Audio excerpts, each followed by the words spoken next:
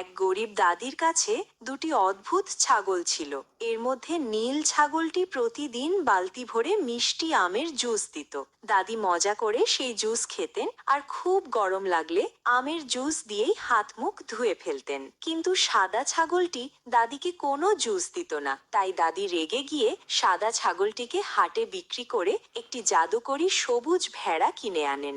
অবাক করা ব্যাপার হলো, বাজার থেকে আনা এই ভেড়াটি দাদিকে 24 ঘন্টা স্ট্রবেরির জুস দিতে লাগলো। সেই স্ট্রবেরি আর আমের জুস বাজারে বিক্রি করে দাদি অনেক টাকার মালিক হয়ে গেলেন। জমানো টাকা দিয়ে দাদি সুন্দর একটি নতুন গাড়িও কিনে ফেললেন। দাদির এই উন্নতি দেখে পাশের বাড়ির এক আন্টি হিংসায় জ্বলে পুড়ে ছাই হতে লাগলেন।